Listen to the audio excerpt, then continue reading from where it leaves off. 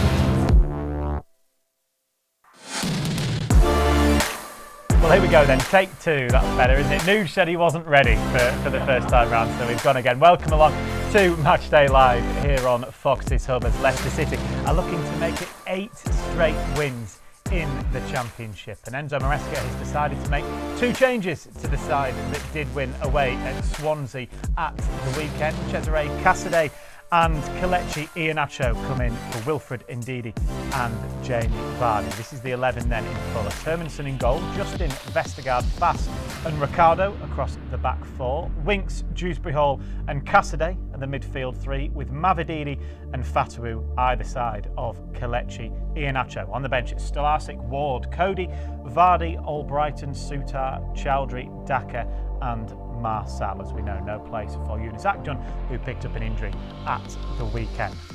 From a Sunderland point of view, it's 2 changes for Tony Mowbray, who saw his side lose for the 2nd successive time against Stoke at the weekend. Before those back-to-back defeats, they'd gone 7 unbeaten in the Championship.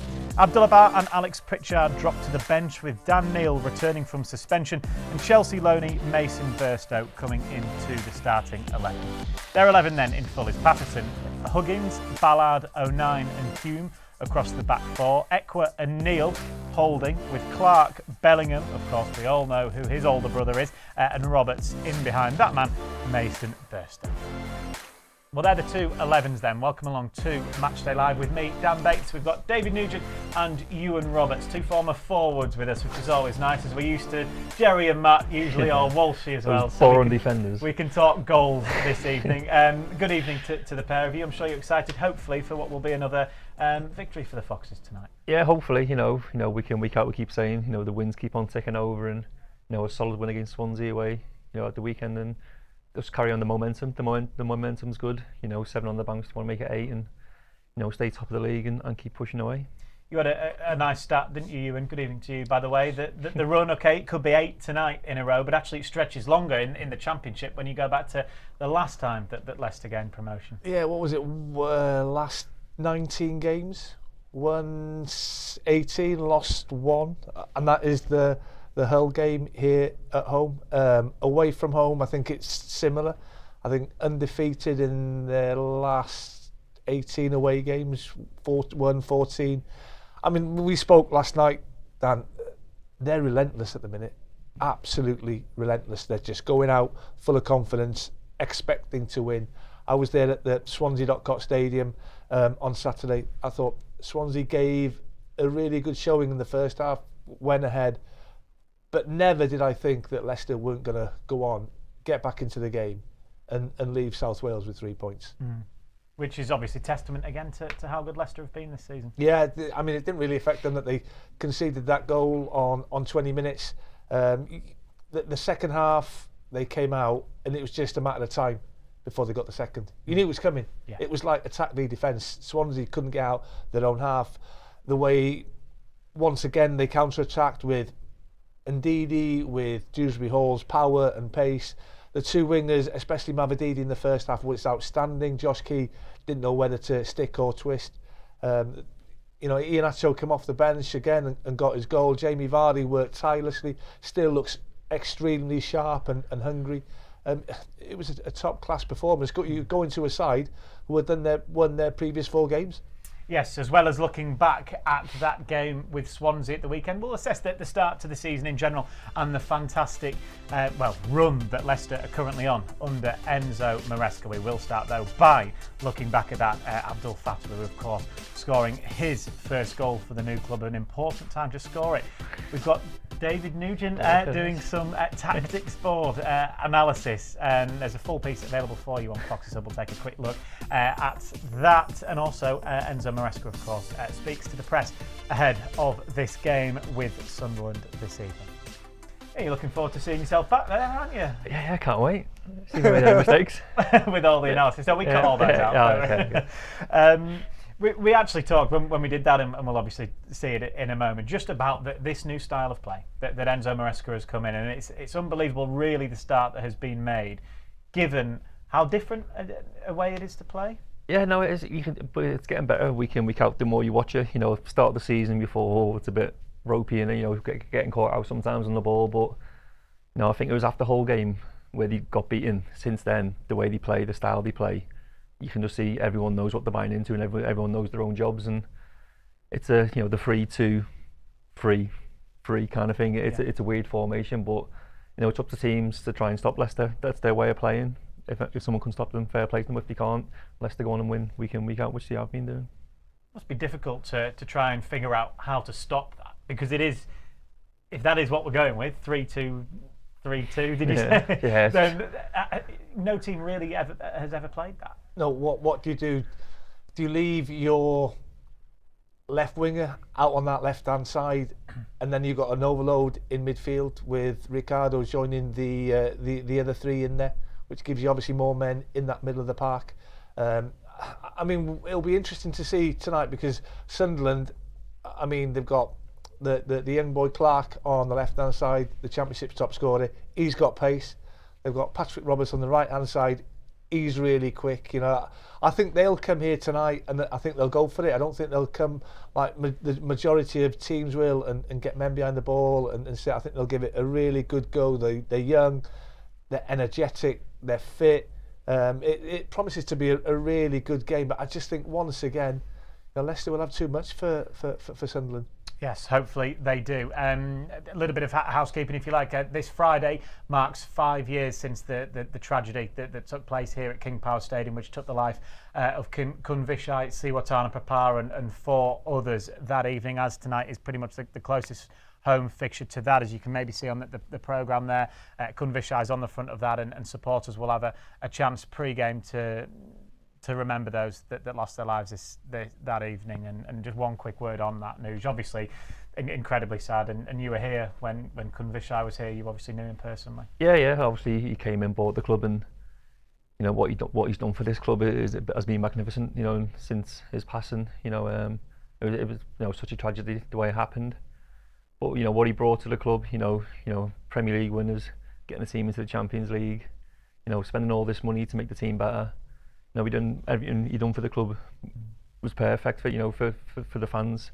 When I was here, he made it such a family club.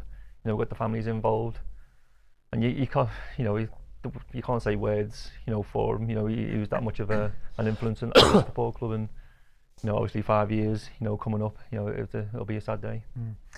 Prior to the game, fans are invited to pay their respects at the VS Memorial Garden. That's been open all day today. It's obviously open every day, but it's open as well until full time. So any supporters that are maybe on your way in to King Power Stadium and watching this, then you can go and certainly pay your respects there. Right, let's go back on to matters on the pitch then. Saturday, of course, at the Swansea.com Stadium, Leicester City broke a number of records. It was the best ever start to a championship season. They also broke the record for the consecutive away games victories at the start of the season, as well as Leicester's own club record for 6 away games on the spin. Patterson will deliver for Swansea. It goes deep. It's Vass who gets it away as far as the edge of the area. Cracking strike. Swansea City take the lead in style and it's Matt Grimes, the captain, with the goal. They're swift to get on with things. Dewsbury Hall for Mavididi, who sends his ball in towards Ndidi. It's deflected and it's in. And it was Vestergaard with the vital touch after a couple of defections inside the penalty area. He might not have even meant to get that touch. So it's sent over the top, and Valfast defending in there for Leicester, couldn't get there. Cullen's going to hit it first time. What an effort. It's come off the crossbar. It took a touch off of the Leicester City goalkeeper Hermansen. What a big save that could be. Cullen defending in there for Swansea, but he's given it back away to Dewsbury Hall. Low ball in towards Ndidi. For Tau, can he get his shot away? You bet he can, as he fires it into the roof of the Swansea net and completes the Leicester City turnaround. It's an emphatic finish. Oh, he's given it away. Here's Jamal Lau with a chance for Swansea. Fantastic save. It was Hermansen diving down to his left-hand side. Infield towards Pereira, and he sent it early towards Iheanacho, who's onside and in behind for Leicester as he makes it 3. Looked like he might have hurt himself initially. He won't mind, because it's 4 goals in 4 games for the Leicester City substitute. A different location, but the same result for Leicester City. Well, life has been pretty good back in the Championship at the start of this season. 11 wins in 12, and as you rightly said, you were there, of course, working it, and Leicester were comfortable throughout the 90, despite going behind. Yeah, and as I said, Dan, they were going to a club who were trying to win 5 consecutive games in the Championship for the first time in their history. A club that had a bit of a sticky start, taking 3 points from their first 7 games, conceding too many goals. But then in the 4 before the Leicester game, they'd only conceded twice, so they tightened things up defensively. You know, with the first goal, if you don't want that to land on Matty Grimes' left foot, because he's got a wonderful left foot. It takes a big old deflection that takes it away from Hermansen. So they get a little bit of luck with their goal.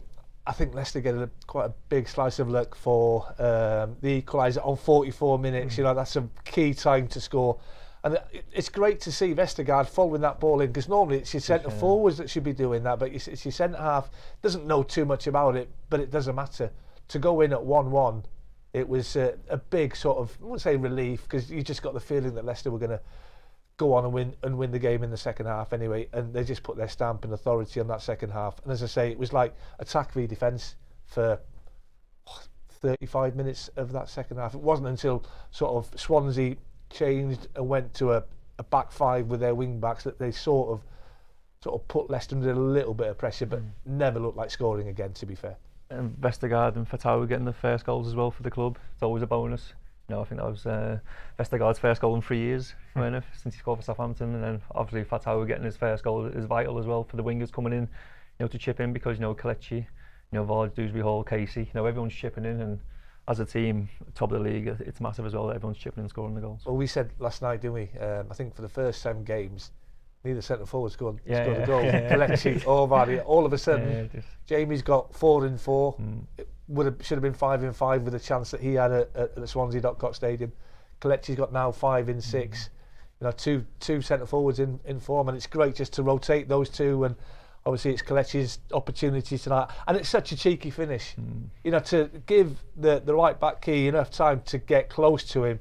But he's got the confidence. He knows what. I mean, I'd have taken that far sooner than and far further out than probably here than Kelechi did. But he's just so cool, calm, and collected in front of the goal. I think you have to be just with the defender coming in, you know, with that touch across.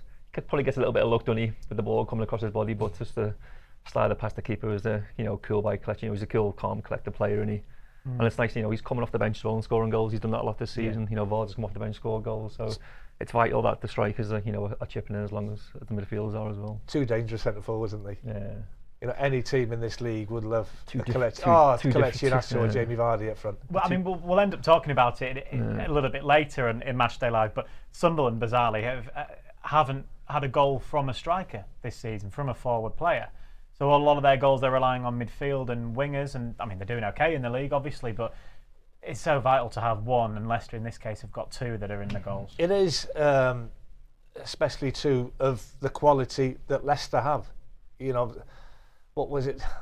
What's the old saying that forwards win your games, defences win your championships? And I guess that is true. But when you've got a combination of both doing well, you know, since Hull, I think it's 3 goals conceded in seven games. You know, the back five are doing unbelievably well.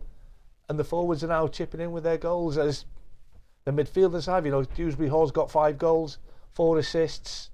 I think only the Ipswich left back, Leif Davis, has got more assists than Dewsbury Hall. And Didi's, as we've talked about, has shown another part to his game. You know, Harry Winks is Harry Winks.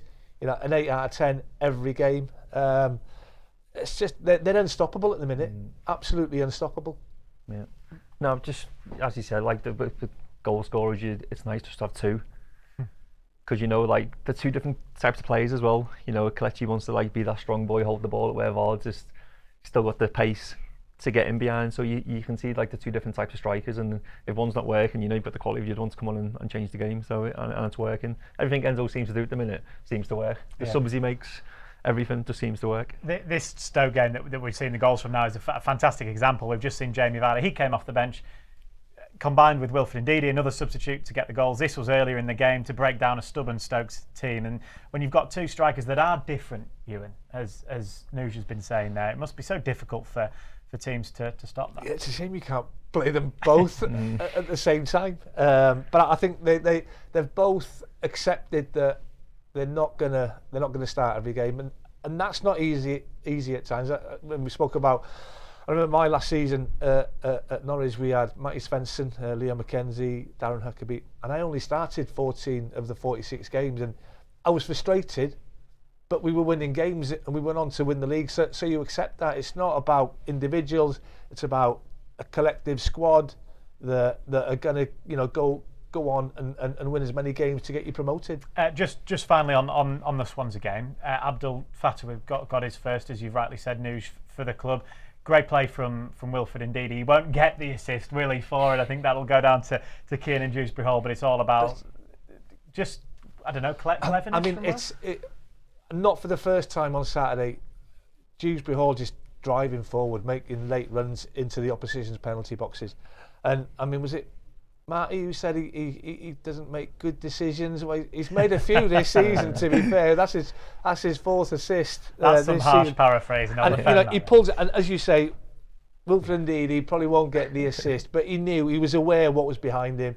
I mean, it's a bit of a bouncy ball, to be fair, and it's slightly behind Ndidi, but it's a magnificent finish, you know, in the roof of the net. Do you reckon he got a call there? Because Wilf probably could have shot there, couldn't he? I think he could have taken it, yeah. Him on his left foot, but obviously I think Fattah would maybe give him a little shout.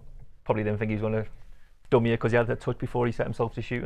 But in the end, they have a lot of power in the shot, which took past the keeper, which, you know, set them on to go and win the game. Yeah, and shows there's a lot of selflessness in the group as well, which is really good to see. Right, that's the voice of David Nugent, of course. He's been doing some extracurricular work with us as well. Tactics Board is a brand new feature that is available for you on Fox's Hub, and here's a snippet from the first episode. You can see Mavididi on this man now, touch tight, Winks again, touch tight. There's not an option back because Dewsbury Paul's blocking the line of the pass. Ndidi man marking again. I think this ball here is just too hard to risk it going around the corner. So everyone there is basically man marked. So it's Leicester set up really well to win the ball back here, and it's a bad pass by the Southampton player.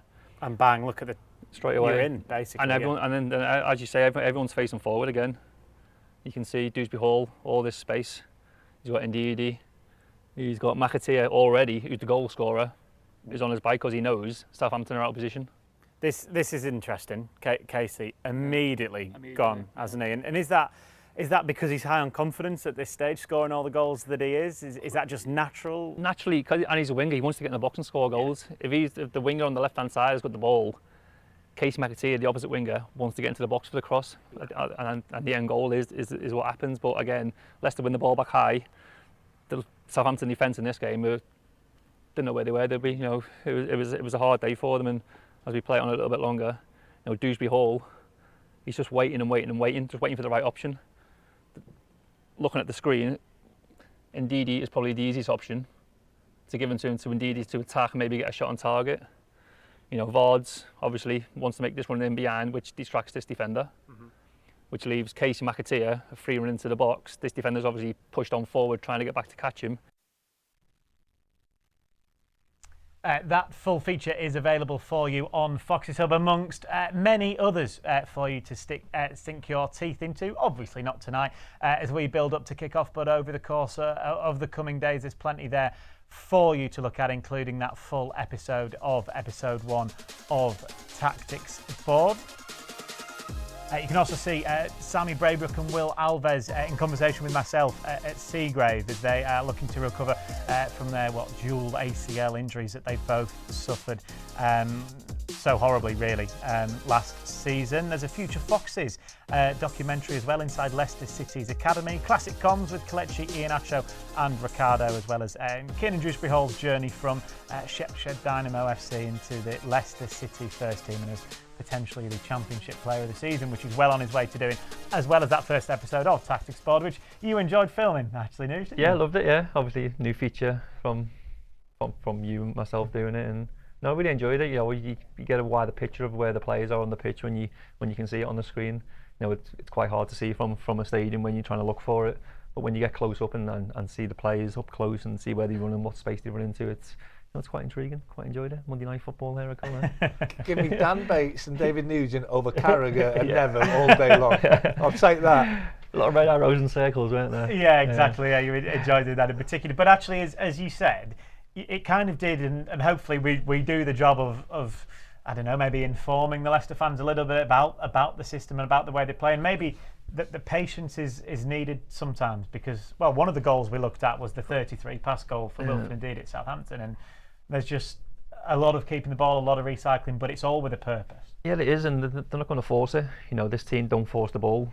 You know, they keep the ball and wait for the right opening, waiting for the teams to come out there, press, and then try and punch them with the pass in between the lines. And you know, I thought that fair goal at Southampton, when we were talking about, was, you know, it was like right on half time. Leicester just keeping the ball. I thought they was going to see the ball out, see the game out till half time, go in 2-1 up. But you know, the players seeing gaps in Southampton, they must be getting frustrated coming out their slots to find the holes to get turned in, and you know, punish them to make a free one after the 33 passes. Because when you see a player that I guess if it's Yannick Vestergaard, for example, who has the ball, his foot on the ball, you speak a lot about that during the feature, that then whether the strikers then don't know whether to press him. If they do, then Winks and Ricardo are free, then the midfielders press them, then you've got Dewsbury Hall and Ndidi, or Cassadate it'll be this evening, that are then free as the next line. As you've said, there's almost like 3 or 4 lines of players. Everybody's got to be switched on. That's the thing, because and it takes hours of preparation on the training ground, so everybody's on the same page. So many patterns of play, and it takes weeks and months to sort of get it absolutely spot on. It's taken Enzo about a couple of weeks, hasn't it? But you've mentioned Yannick Vestergaard. You can't give him enough credit. The way he sort of adapted his game, probably thought he was out the door. You know, was for some reason wasn't played last season. He's come in. The whole defence have been absolutely outstanding. The whole back five, and you shouldn't say that really, because you defend as a team, but the whole back five, whoever's come in, because you know Enzo has made changes to his back four at times, absolutely magnificent. Yeah, but he said he's made changes, but Vestergaard's basically played every game, and he's the mainstay. You know, Enzo's come in and said, you're playing every week, you're good on the ball, and you can see when he stands on it, like everything starts from Vestergaard on the ball, just standing there. But just imagine being an opposition striker, and that's great for the player when the manager has got so much confidence and faith in you. And you got Cody on the bench as well. I know he's 6'5", probably 6'10" tall. The way the manager makes him feel. Yeah. Well, let's hear from the manager then himself. He's been referencing Yannick Vestergaard and a number of the other players specifically that were relegated at the end of last season, and how they've been feeling with the real turnaround in fortunes that we've seen so far at the start of this campaign. Probably it's a question for them. Personally, I always said the same. After a relegation, it's always complicated because many players they left, and the players that they stay here, they are not mentally positive because they just relegate. So it's always complicated. Don't forget that we lost, I think, around 14, 15 players from last year. That is a big number. And the players that they are here with us, some of them, like JJ was injured, Ricardo was injured, Yannick was not involved. So, and then we have players like Jamie, Kele, Wilf, Wow, that they were here. So it's a mix, a good mix. And I wanted to ask you about a new player for the season. Harry Winks has played every game, I think all 90 minutes since that one game. Mm-hmm. Just how important is he to the system you play? It's a main player. It's a main player. It's an important player. I said already many times that was our target number one. The first time I met the club and we go through the the squad, he was one of the main target because I know Harry from long time ago when he was still at Spurs. Then he moved to Italy, and I always thought that he's a very good player.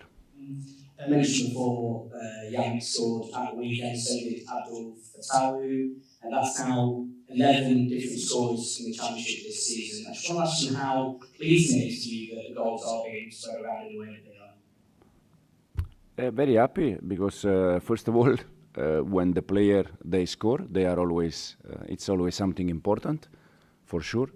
In the same time, we try to get all of them involved in our style, and so yeah, very happy. But I think especially winger, attacking midfielder, and striker, the 5 players at the front, they are players that they are every time close to the box, so it's more easy for them to try to score.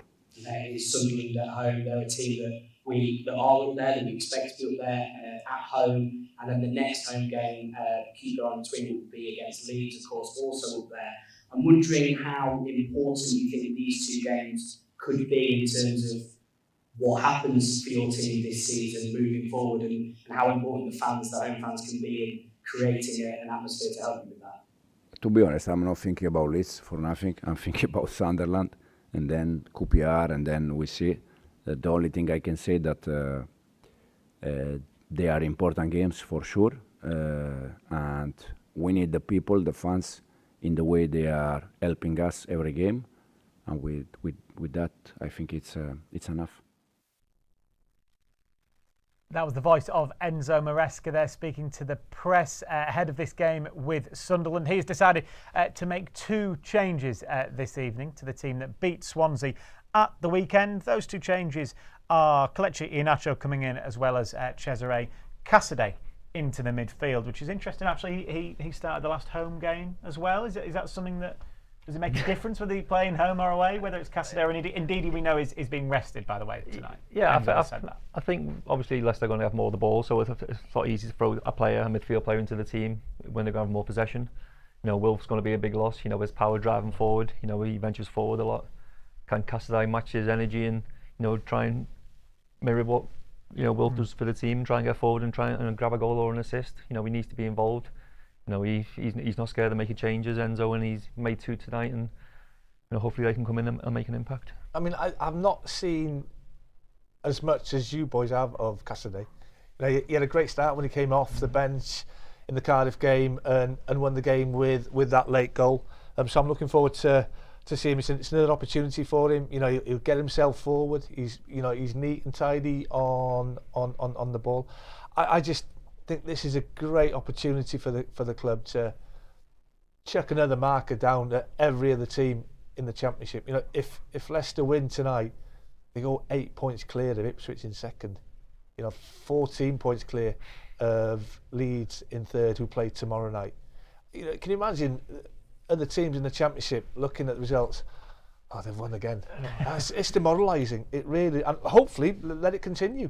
You say 14 points ahead of Leeds. It's a 5-game swing. They've got to lose 5 games for them to even get caught. You know what I mean? So let's just keep on winning. The team's just going to forget about Leicester in the end. And there's a lot of green there, isn't there? There's obviously the red from the Carabao Cup defeat against Liverpool, where Leicester were impressive at times at Anfield, weren't they? But just in the league, and we know there's an extra 3 to add on to the left-hand side of that in the Championship. And you take care of business tonight here against Sunderland. And we've spoken about Sunderland. I don't think it'll be an easy game whatsoever. You know, we've seen teams come to the King Power, get men behind the ball, defend deep, you know, concede possession, let Leicester have the ball. Haven't scored as many goals at the King Power as what we have away from home. But yeah, it's, if you think if they can get 3 points tonight, Queen's Park Rangers away on Saturday, I think we've lost their last 4. I mean, I'm not sure who they've got over there. I think they play tonight. What a great chance, great chance. Before, obviously, Leeds and Middlesbrough, which will be tougher tests. Yep, Jerry Taggart is in position here at King Power Stadium for us. You're on co-commentary duty this evening. You've obviously been listening to us there, waxing lyrical about the side at the moment, about what could happen if they win tonight, but obviously they've got a really tough championship game ahead of them this evening. Yeah, that's right. But in all honesty, Dan, I think it's going to be a bit more of the same than it was at the weekend. Even with the changes, you know, the backbone of the team is still there. Kelechi coming in for Jamie. We've seen that many times this season, so no real change in that respect in regards to those changes. Yes, it'll be a difficult game. Be interesting to see actually how Tony Mowbray sets his team out, whether or not he's going to go along the lines that most of the other teams have done and try and stop Leicester playing, or is he going to impose Sunderland style of football on Leicester and try and get on the front foot and try and make it difficult for Leicester that way? Tags, do you think they'll come in? Obviously they're a young squad.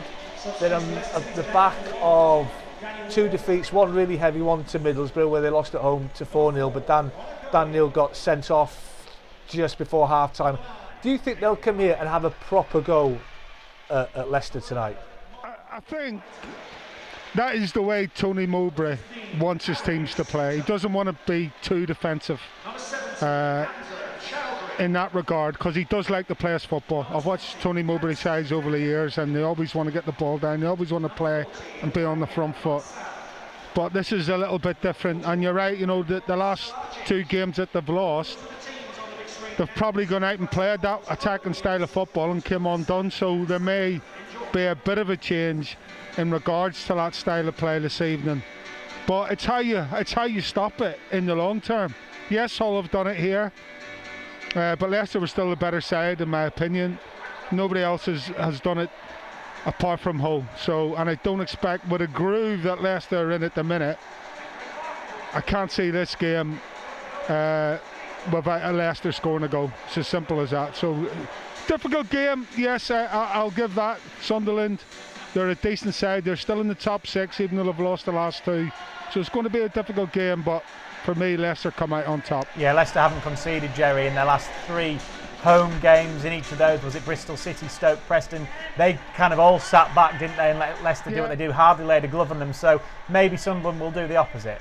Well, you know, I've spoke about this before, how teams try and stop Leicester playing. Every team I've seen have tried to stop Leicester playing first instead of getting after Leicester. So I'm not saying I want to say that, but if you're Tony Mowbray, he'll have seen all those videos and all the data and all the stats and everything else. So why not flick it on its head and say to your young, energetic squad, let's get after them. Let's go and play football and let's get after Leicester. Let's not try and stop them playing. Let's put them under pressure, high up the pitch, and try and make them play that way. Thank you very much, Jerry. We'll hear from you again just before kick-off when you're on commentary duty for us. We've just seen some lovely slow-mo shots of the Leicester players warming up for the game, and they'll know what's in front of them. They'll know exactly what Ewan's just said, and the incentive is there for a victory. Yeah, but I think that's what Leicester wants them to come out and have a go. That's when Leicester are at the best. You know, that's when Leicester pick teams off and playing between lines and hurt people. You know, the home games have probably been more frustrating, haven't they, for the players, just waiting to break someone down. You see Preston, Stoke just putting 10 men behind the ball, just saying, try and get through, and if you can't, we'll take another draw and walk away. But Leicester always find a way, and when they do, that's when the game opens and more goals come. But I'm intrigued. I like Sunderland. I like Tony Mowbray. You know, he's got a young squad, energetic squad. No, I want to see a good game of football. I want to see them come and have a go and see what Leicester are capable of. Yep, let's take a closer look then at tonight's visitors from the northeast, of course, Sunderland, with James Hunter from Chronicle Live. He assesses their key players as well as that defeat to Stoke at the weekend.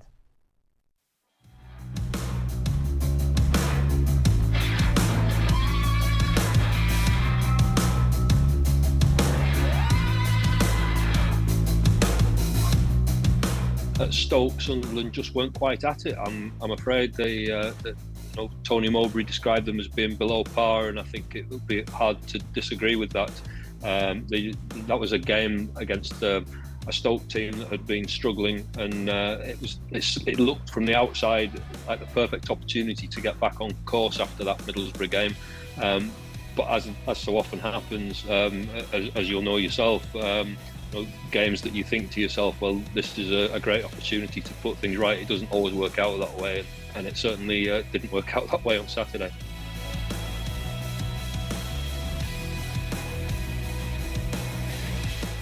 Well, the very obvious danger men are Jack Clarke, of course. Excellent wide man, scored 8 goals. He scored at Stoke at the weekend. That was his 8th league goal of the season. There was a lot of buzz about him and whether he might get a move to the Premier League over the summer, and still is buzz about whether that might come in January. He's been phenomenal for Sunderland both this season and last.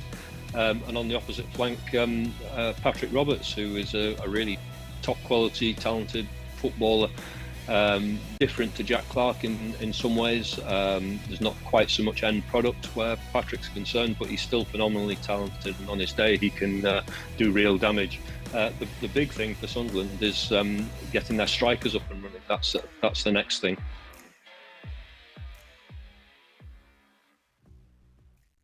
Thank you very much to James Hunter there from Chronicle Live. As ever, this game is available to you on Fox's Hub, as they all are this season. If you are watching us internationally, pretty much anywhere outside the UK, then you can watch the game tonight. There are game passes available for you. If you are here in the UK, you can listen to all of the action on Fox's Hub. There is a Listen Live monthly pass, which is well worth it. I think it's about £4.50 every single month. Well worth it for every live commentary of every single game. For all the details, all you need to do is head to lcfc.com/Fox's Hub. What are we now? We're just over 20 minutes away from kickoff. Enzo Maresca has decided to make 2 changes to his side this evening. Kelechi Iheanacho and Cesare Casadei are the 2 changes. From a Sunderland point of view, they've also made 2 changes as well. We just heard from the journalist there, Ewan, from the North East, that right at the very end of that point, he said they need to get the strikers scoring goals because not one of their strikers is on the score sheet so far this season. No, I don't think they're blessed for the same options at what Leicester have. I think their top scorer last year was the young lad Darlow on loan from Manchester United. We've spoken about Ross Stewart, who's signed for Southampton, but I think he's injured, he hasn't played a game. Well, to get 10 in 13 last season. So 2 massive players that are not there. They've depended on Jack Clarke. He's playing on the left-hand side. He loves drifting in. He's all right foot. He can hit them from 20, 25 yards. He's been their main man. He only got 9 in 47 games last season for them, and he's already got 8. So he's having a great season. Mason Burston, young lad on loan from Chelsea. He's 6'2". He's a big boy. He's powerful. He's quick. I saw him earlier in the season when Sunderland played Cardiff, but he's yet to score a goal. And that's not a good sign for any centre forward. And the thing is, Dan, 9 of their starting 11 tonight are 24 or younger. 7 are 22 or younger. They are a young side. This could be a tough night for them. And just being in the Championship as well, you need that goal scorer. You need that 15 to 20 goal scorer to get you up in the league. I know they're doing well in 6, but they're relying on a winger to score the goals at the minute. And when you've got young strikers, it's vital for them to get that first goal and get them on a bit of a run and scoring some more goals. But for me, top team championships up the top need that 15-20 goal scorer, and I don't think Sunderland's got that at the minute. But you've both done that, haven't you, in the championship in your time? Yeah, a couple of occasions, yeah. Get your boots on ready for Tony Absolutely Mowbray this evening. But actually, to be fair, they're the fourth top scorers so far in the division. So they're finding a way. They are finding. But that probably won't last forever. You won't always get the goals from a Jack Clarke or from a... No, you need a consistent sort of form of goals, if that makes sense, and they come from your centre forwards. It's as simple as that. You'd accept your centre halves maybe to chip in because they come up for every set piece. Your wingers should get between 7 and maybe 10 goals a season if they're doing what they should do. But yeah, the 80% of your goals come from your forward line. Yeah, and if Jack Clarke gets an injury or something like that, you're relying on him to get you the goals for most weeks, and if he gets injured, if they can keep him, or they keep him in January, sniffing around in that's January. what he was saying there, weren't he? Some Premier League clubs have been sniffing, so if he goes or gets injured, they could be struggling to score the goals even. Actually, quite interesting tactically to see Jack Clarke tonight, because he'll be up against Ricardo, who we know will be playing a lot of his football in the middle of midfield today from right back. So that will be interesting to see how he gets on. It'll be interesting to see if he goes inside with Ricardo to try and mark him or stay out wide and try and free himself up to run one of the centre backs. Because if Ricardo goes inside and he stays out wide, if he gets the ball out wide on the wing, he's running that Wout Faes instead of Ricardo. So I know I'd rather be running that. Ricardo's a solid defender, quick. Where if you're running a Faes or Pereira, I'll run off Faes all day long. We saw what happened if Wiggers don't do that on Saturday with the third goal, when Ricardo sort of drifted in and he puts that perfect pass for Iheanacho to go through and kill the game off, basically. Well, funnily enough, talking about Ricardo Pereira, he's been speaking to our commentator this evening about an hour ago at pitchside at King Power Stadium, previewing this game with Sunderland. Ricardo, a match tonight against another top 6 team. What are you expecting from Sunderland? Big challenge today. They know they are a team who like to have the ball. They are dangerous in the counters too, so we need to be aware of their strengths. A lot of teams come to King Power and sit behind the ball, don't they, and make you do all the running. Do you think that might be slightly different tonight? Sunderland might actually come at you for a change. Hard to say, you have to ask them, but we will see. We are prepared for both scenarios, and we need to be ready for whatever we face. In terms of goals, your fellow defenders Yannick Vestergaard and Wout Faes have scored. It's about time you got a goal, isn't it? Yeah, why not? Today could be a good game and a good day for that, but let's see. It is good though, isn't it, the way the goals are being spread right across the team? Yeah, it's important, like everyone can taste a little bit of that, and why not me tonight? Good luck this evening. Thank you. A smiling Ricardo Pereira there, who captains the side this evening. When is he ever not smiling, though, Ewan? And actually, really, on a serious point of view, we've just been referencing there, how good is he settled into that role, which is completely new for him as well? Dan, he's quality. We've known that for 3 or 4 seasons. He's been so unlucky with injuries over the last couple of seasons. Before he suffered that first knee injury, he had to be up there with one of the best right backs in the Premier League, not just the Championship, in the Premier League. We know what he's capable of, the engine that he's got up and in Europe, up and down the way. But he's added another dimension to his game now, maybe one that he didn't probably think that he had until Enzo introduced him to this inverted full back going into midfield, and he's taken to it like a duck to water, to be fair. He's a Premier League player playing in a Championship team, and you can see the quality when he gets on the ball. He's so composed on the ball when he comes inside to hold the midfielder. Gives the ball to someone else to do the job, and you've seen the quality of his passes for the assist for Kelechi at the weekend. When he finds himself in the final third, getting half turn and playing Kelechi in for the goal. So, he's got a lot in his locker, and I don't think we've seen the best of him yet. So he's a lot of tough injuries, and he's getting back to his full fitness and his best. You're both right. You've both referenced it. I think that goal probably sums Ricardo up quite a lot this season, doesn't it? What a ball that was for Iheanacho, and that's your right back popping up there. Yeah, you don't see it now, do you? But it's only now you see the Man Cities and these type of teams who play the inverted full-backs, and they're getting forward. But Ricardo's in the final third there. He's gone for a little venture. He wants to get involved. And as I said, the pace of the pass was perfect for Kelechi to run to get his touch and finish it. And as you said, then he wants to get on the score sheet. He wants to score. He's excited to get chances. You can see him smiling, saying, "Why not score today? Could be his day," and hopefully it will be. Yeah, you're talking about inverted fullbacks, Ewan. That's a pretty modern term. I think it's about time you got on board with XG as well, isn't it? Oh yeah. Don't get me started on that XG. Deary me. Yeah, we'll update at half time on what the XGs are for both the sides tonight. Hopefully it will be strongly in Leicester's favour. One thing we have seen in recent home games is when teams do sit back, we don't know what Sunderland will do. Sometimes it can maybe take a bit of time to break it down. But we don't think that'll happen tonight. Dave touched on it earlier. Leicester find a way. We spoke about the late goals last night. Leicester have scored 26 goals this season. 12 of them have come from 73 minutes onwards. They find a way, Dan. And they haven't conceded in that time, which is staggering, actually. Yeah, just the Preston game as well. Like Preston could have took the lead in that game. I think Dwayne Holmes had a chance there in the first half and he put it wide.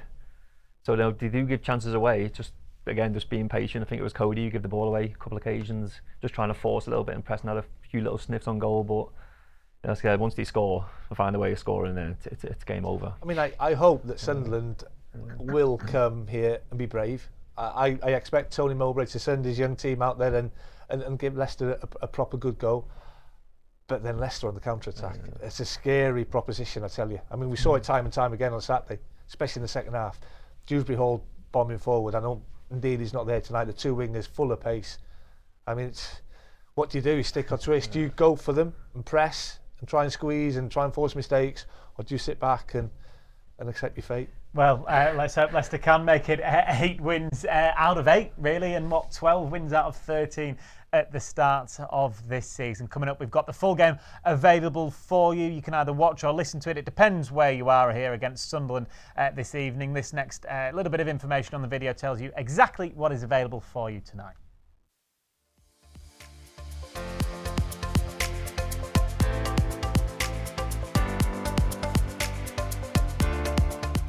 If you are watching on lcfc.com, just sit back and relax. If you are watching on social media, the live stream will finish shortly. If you want to continue enjoying our coverage, you'll need to head over to lcfc.com/Foxes Hub and purchase one of our game passes. If you are watching in a territory where the game isn't live on TV, you'll be able to watch a live video stream on Foxes Hub. Please visit lcfc.com/territories to check. If you can't find your location, live audio commentary is still available. You'll need to have an lcfc.com account before you purchase your Game Pass. If you already have one, please sign in and select your product at lcfc.com/Foxes Hub. Select the Buy button and you'll be taken to the payment page. Once you've followed the simple payment steps, press Continue at the bottom of the screen and you'll be taken to the Foxes Hub homepage. If you purchased a video pass, please select Watch Live from the Foxes Hub drop-down menu. If you purchased a Listen Live pass, please select Listen Live. If you purchased a seasonal or monthly video pass and the game is not being shown in your territory, please select Listen Live. If you are having a payment or technical issue, please email Leicester TV Support at streamamg.com. Thank you, and we hope you enjoy the match.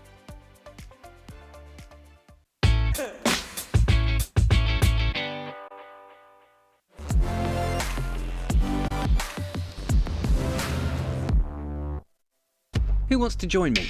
Shopping at King Power. 3-day, 2-night stay booked. See ya. To the rooftop bar. To snap a photo for my IG. To eat the famous pad thai. A new collection is calling me. Sure, there's a perfume I want. Let me ask my sis. Yes, of course I'm going. Leicester City, Fox never quit. Let's go. It's possible because King Power is more than just duty-free. Shop latest trends in beauty and gadgets, your coolest staycation, the legendary pad thai, best street food in town, a place to support your team, a fancy dinner, enjoy shopping at downtown stores and online, or even the thrill of a new experience. Explore your everyday possibilities. The power of possibilities. King Power. The new season's nearly here and the opinions are getting stronger. We've got serious pulling power now. Oh, to get the top 2 players now. Right? It's not often you saying, if he settles the squad, we'll be back on top. Only this time we're going for the quadruple. You are joking, aren't you? The time for talk is nearly over. With over £4 million in free bet giveaways and huge price boosts, kick off your season with Sky Bet. That's betting better. Jameson Black Barrel unlocks a richer taste experience from barrels charred black by fire for notes of butterscotch, toasted oak and, ooh, moments like this.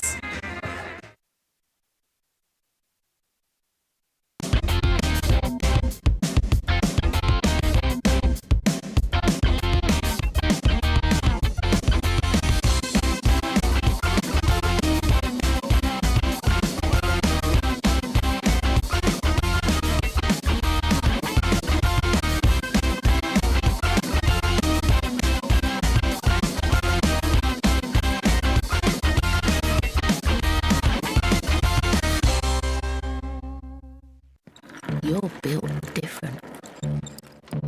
Breathing new life into broken. Taking matters into your own hands. Assembling big dreams from the small things. Never stopping until you find the right part at the right price. That's the eBay way. Hello, football fans. This is a smart meter display. It helps you tackle energy usage, manage your spending, and keep you on target. Now that's a hat trick. Search Get a Smart Meter today.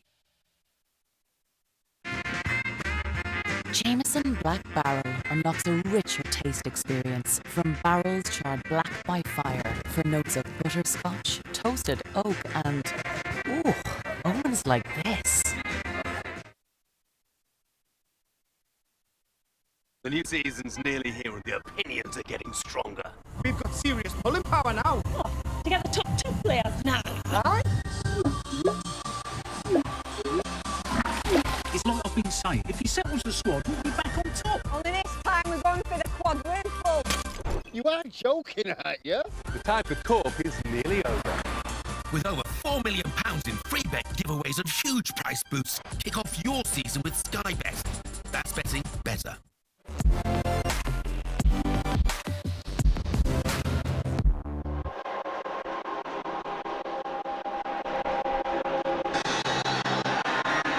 Good evening. King Power is set for an intriguing game tonight between two sides who will be hoping to play each other again next season in the Premier League. This is the first time they've met in the Championship for more than 15 years. At the moment, Sunderland have a tenuous grip on the last playoff place in 6th. They're above Birmingham, while Leicester sit majestically on the top with an incredible 11 wins from 12 matches. Alongside me, Jerry Taggart. Jerry, it's interesting that they've played just 2 of the top 6 so far, so it's a good test for them here tonight against Sunderland. Yeah, no, absolutely. Sunderland obviously coming off the back of a couple of disappointing results, but previous to that, they've won 5 out of the last 6 games, so not a team to be dismissed in any way this evening, even though, as I said, you know, that I've had a couple of bad results. They're still in the top 6, so I'm fully expecting, you know, a tough contest to a certain degree here tonight for Leicester City. I suppose you're hoping from a Leicester point of view, and certainly from a neutral point of view, that Sunderland come here and do what they've done a lot of the times this season and go and attack teams, because we've often seen teams sit in, haven't we, at King Power? Yeah, on numerous occasions teams tend to sit in and try and stop Leicester City playing. I've watched a lot of, you know, Tony Mowbray's teams in the past, and he's a manager who likes to get on the front foot and play his own style of football. But on the back of those 2 disappointing results, does he have a little change of tactical nice this evening because the last 2 games hasn't gone his way, or does he come out as usual, all guns blazing? It'll be an interesting watch. They are without Wilfred Ndidi tonight, Leicester City. It's the first time he's not been part of their squad. He felt a slight tightness yesterday in training, so no risk taken. And a big night again for Cesare Casadei. He's had a few opportunities, hasn't he? But this is another chance for the guy on loan from Chelsea to shine and show what he's all about. Yeah, he's had moments since he's been here, obviously, you know, coming off the bench and scoring on his debut. So it's about, I think for him, it's about putting it all together for 90 minutes or for however long he's on the pitch this evening. You know, he's a bright young talent. He's got great energy levels, good pace. He's got a great leap in the air as well. So I suppose for him, it's about trying to get into the box a little more often and trying to get a few more goals under his belt. Well, those Leicester players in the tunnel have already made history away from King Power this season. 6 successive wins on the road at the start of the season has never happened in Tier 2 football before, and 6 away wins is also a club record, not just for the start of the season but any stage of a Leicester City campaign. The only blemish, that defeat here against Hull, otherwise it would be played 12, won 12. That really would be ridiculous. Sunderland's away form has been impressive until a sluggish performance at Stoke on Saturday. They lost that game 2-1 and picked up a few knocks, but most of them have come through tonight, including Dan Ballard, their centre half. They had enough chances on Saturday to get at least a point from that game, but in the end they ended up on the wrong side of a 2-1 scoreline. Every hurdle put in front of Leicester so far this season has been jumped with ease. Every game, it seems, a chance to make a bit more history. Today against Sunderland, they aim to become the first club in more than 100 years to win 12 of their first 13 games in Tier 2 of Football League. It's first against 6th, but the gap has rarely been wider at this stage of a season. A win for the Foxes will put them 17 points clear of the visitors. Sunderland boast the youngest side in the Championship this season, and they come here with no fear. They were good enough to get into the playoffs on their return to the Championship last season. They want to do so again this time out. Well, Leicester City will be without Wilfred Ndidi for the first time this season. He felt a slight twinge, and Enzo Maresca is taking no risks. Italian Cesare Casadei, on loan from Chelsea, comes in for Ndidi in the only other change from Saturday's win at Swansea. Kelechi Iheanacho and Jamie Vardy swap places again, with the Englishman starting from the bench. Iheanacho hoping to score for a 6th consecutive match for club and country. Sunderland played without a number 9 at Stoke on Saturday, but they have one tonight. 20-year-old Mason Burstow, signed on a season's loan from Chelsea, plays, with Alex Pritchard dropping to the bench in the only change from the defeat in the Potteries. It means that there could be a Bellingham playing in the number 10 role. A week after Jude's brilliant performance for England against Italy, younger brother Job will be keen to impress this evening. Kiernan Dewsbury Hall has been among the goals, 5 for him in the Championship this season. The goals have been spread around, as I said. Iheanacho in a rich vein at the moment for club and for country.